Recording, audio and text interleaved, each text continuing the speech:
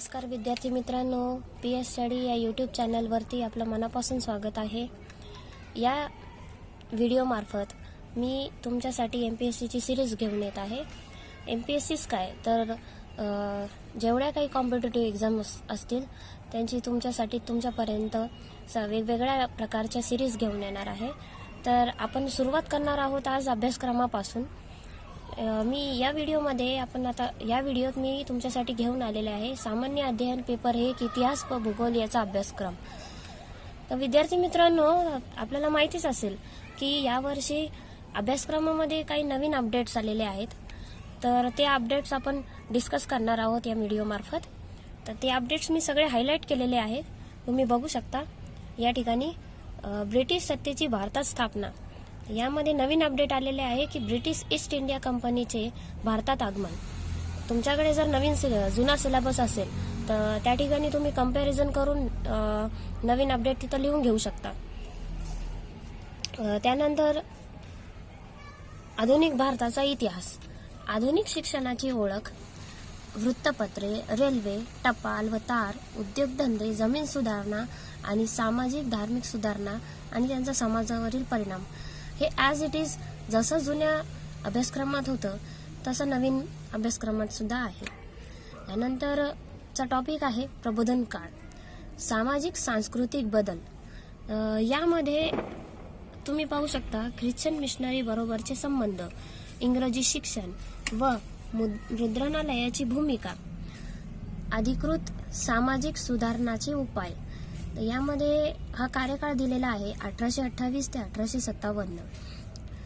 आणि नंतरचा टॉपिक आहे सामाजिक धार्मिक सुधारणाच्या चळवळी, ब्राह्मो समाज, प्रार्थना समाज, सत्यशोधक समाज।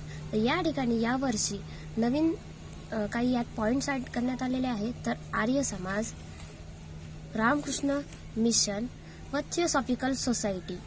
तर या ठिकाणी तुम्ही हे मेन्शन करून घेऊ शकता जुन्या अभ्यासक्रमामध्ये जर तुमच्याकडे असेल तर। आणि जर तुमच्याकडे नसेल तर मी ही प्रिंट तुम्हाला डिस्क्रिप्शन बॉक्समध्ये टाकून देईन, याची लिंक तुम्ही तिथून डाउनलोड करून घेऊ शकता। वसाहत, त्यानंतरचा टॉपिक आहे ते शीख तसेच मुस्लिम धर्मीयातील सुधारणा चळवळी, डिस्प्लेड क्लासेस मिशन, ब्राह्मणेतर चळवळी व जस्टिस पार्टी, हे तर आहेच जुन्या अभ्यासक्रमामध्ये। वसाहत शासनकालीन भारतीय अर्थव्यवस्था, हा यावर्षी नवीन टॉपिक ॲड करण्यात आलेला आहे।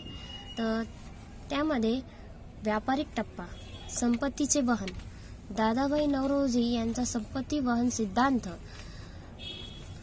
अनौद्योगिकीकरण, भारतीय हस्तोद्योगाचा ऱ्हास, भारतीय कृषी व्यवस्थेचे वाणिज्यीकरण, आधुनिक उद्योगाचा उदय, भारतीय व्यापारी समुदायाची भूमिका, ब्रिटिश वित्तीय भांडवलाचे भारतात आगमन, टिळक स्वराज्य निधी म्हणजे ते फंड व गोपाळकृष्ण गोखले यांचे योगदान, हा या ठिकाणी नवीन पॉइंट आहे।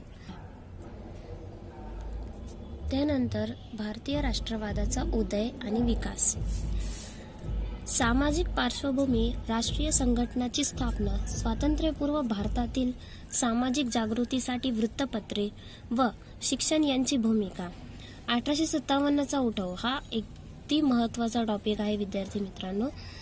त्यानंतर भारतीय राष्ट्रीय सभेची स्थापना म्हणजे इंडियन नॅशनल काँग्रेस, मवाळ गटाचा काळ, जहाल गटाची वाढ, बंगालची फाळणी, होम रूल चळवळ। तर यामध्ये नवीन टॉपिक हा ॲड करण्यात आलेला आहे, महत्त्वाच्या व्यक्तीची भूमिका। विद्यार्थी मित्रांनो, या ठिकाणी एक सांगायचं आहे की महत्त्वाच्या व्यक्तीची भूमिका हा टॉपिक आहे जुन्या अभ्यासक्रमामध्ये, परंतु या ठिकाणी हा घटक फक्त नावे समाविष्ट करण्यात आलेले आहे। तर ठराविक नावे यामध्ये समाविष्ट केलेली आहे।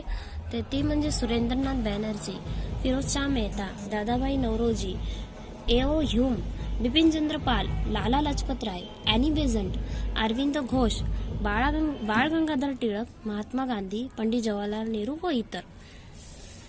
तर या ठिकाणी तुम्ही बघू शकता की भारतीय राष्ट्रवादाचा उदय असताना जेव्हा जी कोणी महत्त्वाची व्यक्ती होते त्यांचं तुम्ही इथे वाचन करू शकता।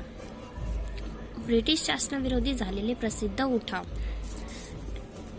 शेतमजुरांचे उठाव, आदिवासीचे उठाव, यामध्ये राघोजी भांगरे, उमाजी नाईक यांची अगदी महत्त्वाची भूमिका आली. तर या ठिकाणी तुम्ही 9वीचं पाठ्यपुस्तक घेऊन त्यामध्ये उमाजी नाईकांबद्दल खूप छान सांगितलेलं आहे. 11वीच्या पाठ्यपुस्तकामध्ये देखील यांचा समाविष्ट करण्यात आलेला आहे. क्रांतिकारी चळवळी, साम्यवादी चळवळी, गांधी युगातील राष्ट्रीय चळवळ आणि डॉक्टर बाबासाहेब आंबेडकरांचा अस्पृश्यतेच्या समस्येबाबतचा दृष्टिकोन हा या ठिकाणी नवीन पॉइंट यावर्षी ॲड करण्यात आलेला आहे. तर गांधी युगातील राष्ट्रीय चळवळी या UPSC प्रिलियम या हिशोबाने सुद्धा तुमच्यासाठी खूप महत्त्वाची ठरणार आहे हा टॉपिक. तर हा फक्त राज्यसेवा मुख्य परीक्षेचा टॉपिक आहे. या अनुषंगाने प्रिपेअर न करता तर तुम्ही UPSC प्रिलियमसाठी सुद्धा याची तयारी करू शकता. UPSC प्रिलियममध्ये सुद्धा गांधी युगातील राष्ट्रीय चळवळी हा अगदी महत्त्वाचा टॉपिक आहे, हा विचारला जातोच.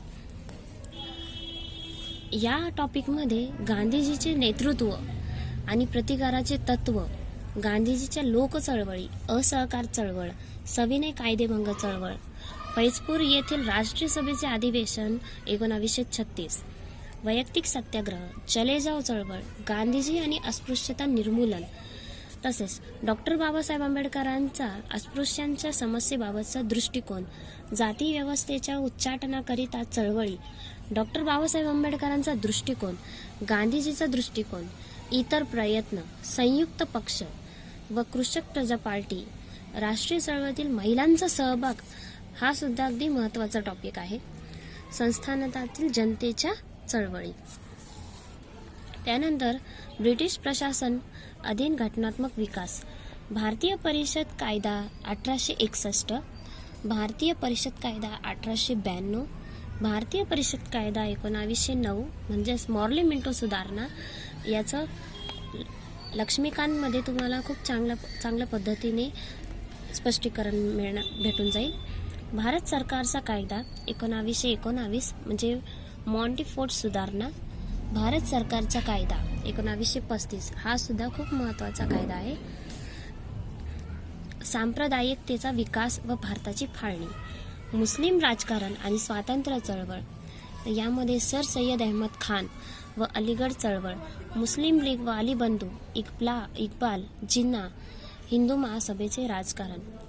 या ठिकाणी हे सर सय्यद अहमद खान, अलीगढ चळवळ या ठिकाणी तुम्हाला जोड्या लावा किंवा मग योग्य जोड्या लावा किंवा योग्य जोडी ओळखा, यामध्ये सुद्धा तुम्हाला यांच्याबद्दल प्रश्न विचारला जाऊ शकतो की सर सय्यद अहमद खान हे कशाशी त्यांचा संबंध आहे. म्हणजे अलीगढ चळवळ असते, सांप्रदायिकतेचा विकास असतो, तर या ठिकाणी तुम्ही त्याचं लक्षात ठेवू शकता. हिंदू महासभेचे राजकारण. या ठिकाणी 1.10 हा एक पॉईंट सत्तेच्या हस्तांतराकडे हा सुद्धा एक नवीन पॉईंट यावर्षी ॲड करण्यात आलेला आहे. स्वातंत्र्योत्तर भारत, देशाच्या फाळणीचे परिणाम, संस्थानांचे विलिनीकरण, राज्यांची भाषावर पुनर्रचना, संयुक्त महाराष्ट्र चळवळ, महत्त्वाच्या राजकीय पक्षांचा सहभाग आणि त्यातील महत्त्वाच्या व्यक्ती, शेजारी देशाशी संबंध, भारताची आंतरराष्ट्रीय राजकारणात भूमिका, अलिप्ततावादी धोरण, त्यामध्ये नेहरू, लाल बहादूर शास्त्री, इंदिरा गांधी, भारताची कृषी, उद्योग, शिक्षण, विज्ञान आणि तंत्रज्ञानातील प्रगती, इंदिरा गांधीच्या नेतृत्वाचा उदय, बांगलादेशाची मुक्तता, राज्यातील संयुक्त सरकारे, विद्यार्थ्यांमधील असंतोष, जयप्रकाश नारायण आणि आणीबाणी, काश्मीर, पंजाब आणि आसाम मधील आतंकवाद, नक्षलवाद आणि माओवाद, पर्यावरणविषयक चळवळी, महिलांची चळवळ आणि वांशिक चळवळ. त्यानंतर महाराष्ट्रातील निवडक समाजसुधारक यांची विचारप्रणाली व कार्य, गोपाळ गणेश आगरकर, महात्मा फुले,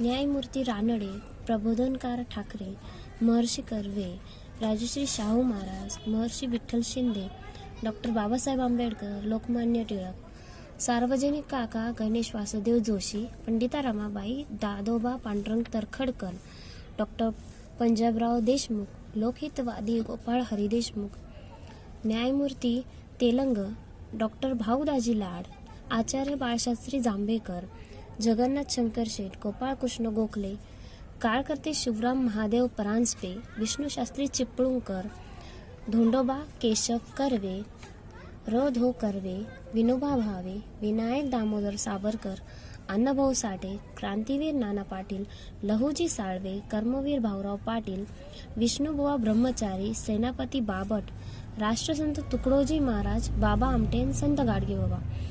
तर हे जे हायलायटिंग पॉईंट आहे, त्या हायलायटिंग पॉईंट यावर्षी नवीन जोडण्यात आलेले आहे. ते महाराष्ट्रातील समाजसुधारक या टॉपिकमध्ये तुम्हाला माहीतच असेल की महाराष्ट्रात जेवढेही काही समाजसुधारक होऊन गेलेले आहे याबद्दल विचारणार आहे. तर या ठिकाणी काही स्पेसिफिक जणांचे नावं दिलेले आहेत.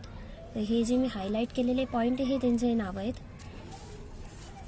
पुढे महाराष्ट्राचा सांस्कृतिक वारसा प्राचीन ते आधुनिक. या ठिकाणी नवीन पॉईंट हा ॲड करण्यात आलेला आहे की कान्हेरी, एलिफंटा, अजिंठा, वेरूळ येथील लेणी, लोणार सरोवर, महाराष्ट्रातील किल्ले इत्यादींचा नवीन प्रमाणे समावेश करण्यात आले आहे. बाकी ॲज इट इज जुन्या अभ्यासक्रमात तुम्हाला बघण्यात येईल. त्यानंतर आपण सुरू करणार आहोत भूगोल टॉपिक. त्यामध्ये तुम्हाला माहीतच असेल की महाराष्ट्राचा विशेष संदर्भ या ठिकाणी विचारला जातो. पहिला टॉपिक आहे भूरूपशास्त्र. यामध्ये भारताचे प्रमुख प्राकृतिक विभाग हा नवीन पद्धतीने पॉईंट ॲड करण्यात आलेला आहे.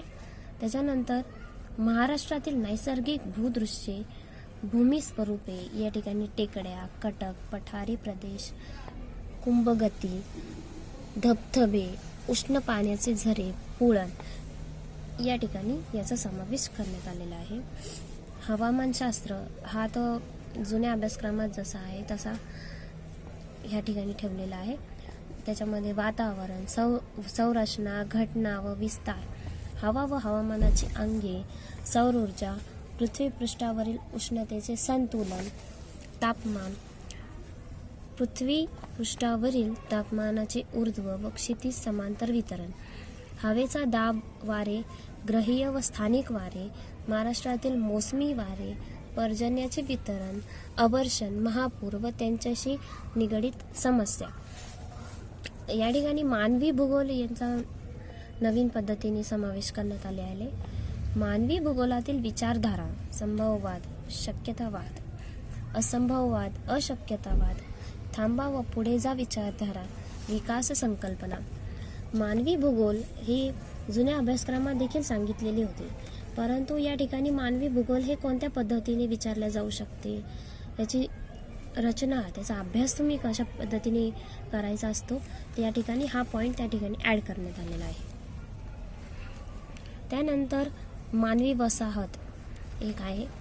आर्थिक भूगोल, महाराष्ट्राचा विशेष संदर्भ, आर्थिक व्यवसाय, शेती, महाराष्ट्रातील पिके व पीक प्रारूप, उच्च उत्पन्न देणाऱ्या जाती, शेतीची आधुनिक तंत्रे, सेंद्रिय शेती, शाश्वत शेती, कृषीविषयक शासकीय धोरण, मासेमारी म्हणजे मत्स्य व्यवसाय, भूप्रदेशांतर्गत मासेमारी, अरबी सागरातील मासेमारी, कोळी लोकांच्या समस्या, मत्स्य व्यवसायातील आधुनिकीकरण हे या ठिकाणी नवीन पॉईंट आहे. खनिजे व ऊर्जा साधने जुना पॉईंट आहे. वाहतूक सुद्धा जुन्या अभ्यासक्रमात आपल्याला बघण्यात येतो. पर्यटन हे सुद्धा जुन्या अभ्यासक्रमात आहे. ज्ञानाधिष्ठित आर्थिक व्यवसाय हा एक यावर्षी नवीन पॉईंट ॲड करण्यात आलेला आहे. ऋण परमाणू संबंधी व्यवसाय म्हणजे इलेक्ट्रिक व्यवसाय, पुणे शहरातील माहिती तंत्रज्ञान केंद्र, भारतातील सिलिकॉन व्हॅली म्हणजे माहिती तंत्रज्ञान केंद्र, संगणक व जैव तंत्रज्ञान, भारतातील संशोधन व विकास संस्थेची भूमिका हे या ठिकाणी ॲड करण्यात आलेलं आहे नवीन पॉईंट. यानंतर पर्यावरण भूगोल, महाराष्ट्राचा विशेष संदर्भ हा जुन्या अभ्यासक्रमामध्ये तुम्हाला बघण्यात येईल. परिसंस्था घटक, जैविक आणि अजैविक घटक, ऊर्जा प्रवाह, ऊर्जा मनोरा, पोषण, रासायनिक घटकांद्रव्यांचे चक्रीकरण, अन्न साखळी म्हणजे शृंखला, अन्नजाळे, पर्यावरणीय ऱ्हास व संधारण, जागतिक परिस्थितिकीय असंतुलन, जैवविविधतेमधील ऱ्हास, जैवविविधतेच्या ऱ्हासाची धोके, मानव वन्यजीव संघर्ष, निर्वनीकरण, जागतिक तापमान वाढ, हरितगृह परिणाम, CO, CO2, CH4, CFCs, NO यांची वातावरणातील पातळी, आम्लपर्जन्य, महाराष्ट्रातील उष्णवृद्धी केंद्र, पर्यावरणविषयक कायदे, पर्यावरणावरील आघाताचे मूल्यमापन, क्योटो संहिता व वातावरणातील कार्बन क्रेडिट्स. पर्यावरणीय भूगोल हा टॉपिक तुम्हाला जर व्यवस्थित अभ्यासायचा असेल तर या ठिकाणी तुम्ही शंकर IASचं इन्व्हायरमेंटवरील तुम्ही बुक रेफर करू शकता. अदरवाईज तुषार घोरपडे हे अगदी युनिक पब्लिकेशनचं खूप छान पुस्तक आहे, तुम्ही ते देखील वाचू शकता.